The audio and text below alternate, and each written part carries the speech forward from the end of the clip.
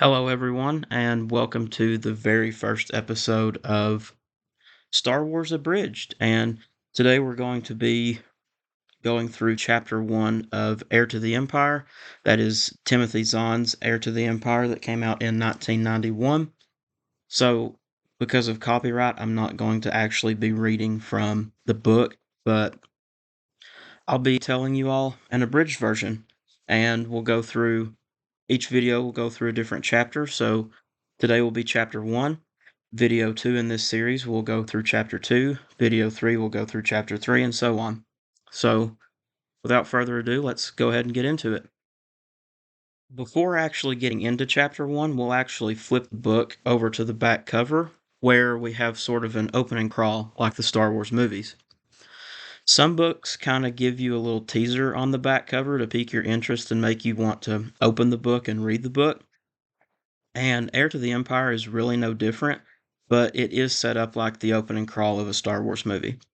So, this opening crawl on the back cover starts out by saying that it's been 5 years since the Battle of Endor and Return of the Jedi. So, 5 years after the death of Darth Vader and the Emperor, and coincidentally, this is the same year that Season 1 of The Mandalorian starts in actual canon. So, 5 years after the Battle of Endor, the rebels won the battle, the galaxy-wide celebration took place, and everything was seemingly going to be fine. Except it's not. The New Republic is having a hard time making galactic peace, and new challenges are arising. And it doesn't really stop there. The last sentence of the opening crawl tells us that Luke Skywalker has been confronted by someone from his past warning him of the dark side. Very, very ominous. So that ends the opening crawl, and we'll go straight into chapter 1. Now, Heir to the Empire doesn't technically have a prologue, it just starts straight into chapter 1, but chapter 1 is basically a prologue. It throws you straight into the story with no exposition and kind of sets the tone for what to expect going forward. So it's essentially a prologue, just not labeled as one. So starting out chapter 1, we start out from Captain Pellaeon's point of view on the bridge of the Chimera. He gets called over by one of the bridge crew and is told that the scout ships have returned, but he is not listening. He is instead focused on tracing a line that he appears to be worried about.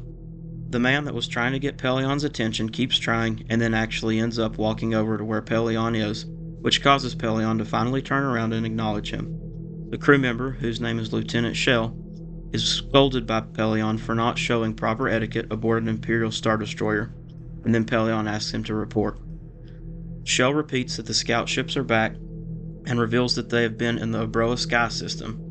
Pellaeon seems pleased with the news and asks if there were any problems. Shell tells Pellaeon that there weren't really any major problems, but that the people in the system were upset that the Imperial scouts took a data dump from their central library. This resulted in the Imperials being chased, but the scout commander said that they had lost their pursuers. Pellaeon is a little worried because the New Republic could have emissary ships there, so he orders the sentry line of the Chimera to be on alert. Pellaeon then reflects on the destruction of the second Death Star that happened 5 years ago. He remembers seeing Darth Vader's Super Star Destroyer crashing into it, and the thoughts of everything that happened that day make Pellaeon shudder due to how many good soldiers the Empire lost. It is then revealed that the Imperial fleet never recovered after the death of Emperor Palpatine and Darth Vader, and that Pellaeon took control of the Chimera after its former captain was killed. Pellaeon's mood then changes a little when he remembers who is in command of the Chimera, and really the entirety of the Imperial remnants. Someone Pellaeon refers to as having the greatest military mind in history, Grand Admiral Thrawn. At this point, according to Pellaeon, the New Republic has no knowledge of Thrawn's existence, which gives the Empire a major upper hand. This is the first of many moments that truly puts Thrawn's character into perspective. Pellaeon looks at his wristwatch and notices that it's Thrawn's meditation time and that he should not be disturbed by being called over the intercom. Pellaeon then decides it is a better idea to confront Thrawn personally, so he goes to Thrawn's new command room, mentally preparing himself along the way. Before he actually enters the room, he is confronted by Rook, who is described as just a nasty-looking creature. Way worse than how he looked in Rebels. They exchange some words and it seems like they don't really like each other, but Rook doesn't really like anyone. Pellaeon is then able to enter through the doors of Thrawn's new command room, and instead of walking into a military-style command bridge, he instead sees an art museum. and if you've seen Rebels, you know just how much Thrawn appreciates art and its cultural importance.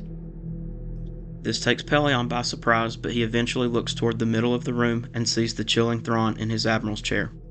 Neat hair, no movement, his eyes only barely opened with a red glow coming through. He's just calmly menacing. Thrawn acknowledges Pellaeon and then asks him his opinion of the artwork. Pellaeon, who knows nothing of art and doesn't really have any appreciation for it, tells Thrawn that it is interesting, and then Thrawn, to his own disappointment, reveals that it is all holographic, and most of the pieces are either lost or in the hands of the New Republic. Pellaeon then quickly changes the subject and tells Thrawn about the return of the scout ships. Thrawn asks if they were able to get the data from the Central Library, and Pellaeon tells the Grand Admiral that they at least got some of it, but maybe not all. He also tells Thrawn that they may have been followed, but that there was no need to worry because they were lost. Thrawn then tells Pellaeon that the pursuers were not lost, especially if they were from the Rebellion. Thrawn's true power and influence is then teased because Pellaeon wonders if the Empire would have won the Battle of Endor if Thrawn had taken Vader's place on Vader's Super Star Destroyer, and it had been him instead of Vader leading the charge. Pellaeon then asks Thrawn if the sentry line should be put on high alert and attack on sight of enemy ships, and Thrawn says no. This is where Thrawn's true genius begins to show. Instead of talking strategy, he asks Pellaeon what he knows of art. Then he goes over some specific pieces from the holographic collection and talks about their origins, when their circa dates were, etc. Pellaeon, who is growing increasingly worried and nervous, is asking Thrawn if they should be talking about the incoming attack, but it is interrupted by the intercom. The ship is under attack. Thrawn then responds to the intercom officer and orders the sentry line to go on high alert. The officer then tells Thrawn that there are 4 New Republic frigates with 3 wings of X-Wing fighters, and they are in a symmetric Cloud V formation. Pellaeon is just beside himself now.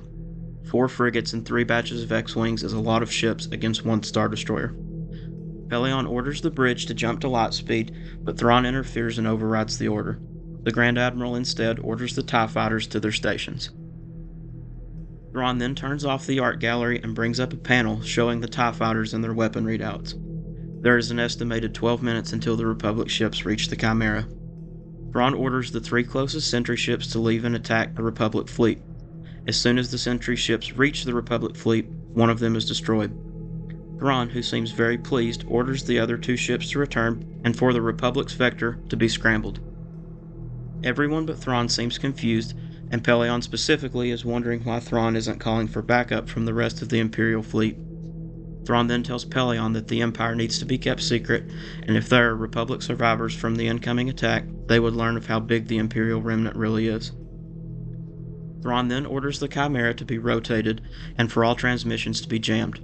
No one on the Chimera understands what Thrawn is doing except for him, and he knows it, telling the officer on the intercom to just obey. Thrawn then orders the TIEs to deploy, fly out a couple kilometers, and then perform a Mark Sable closure maneuver.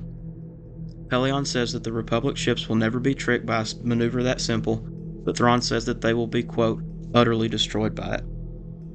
The TIEs deploy and do just as Thrawn commanded them to do, and as Thrawn theorized, the fleet had no defense to counter the Mark Sable.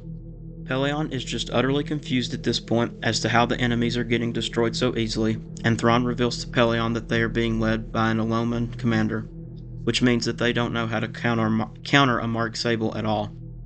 Pellaeon finally puts together that Thrawn was able to learn about the enemy's commander by sending out the 3 ships at the beginning of the battle, and asks how he could learn that much from that little.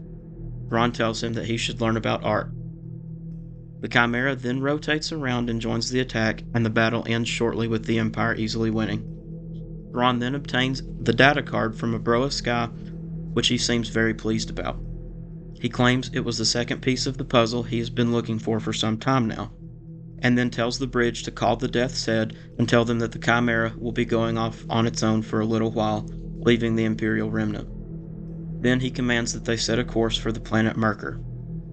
Thrawn reveals that he has been seeking out the answers to certain questions for years now, and that this second piece of the puzzle reveals another planet that will be very useful, a planet named Wayland.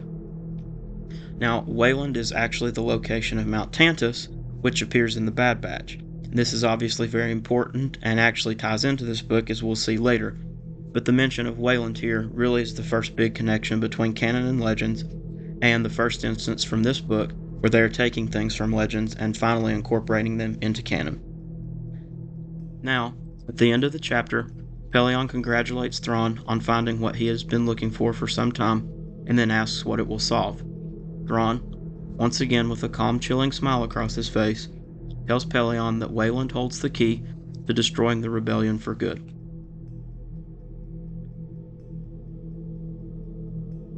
That wraps up Chapter 1 of Heir to the Empire. When we get into Chapter 2, we'll meet Luke Skywalker for the first time and see who the ominous, mysterious person from his past is that's warning him of the dark side. Thank you for listening. I hope you have a wonderful day, and may the Force be with you.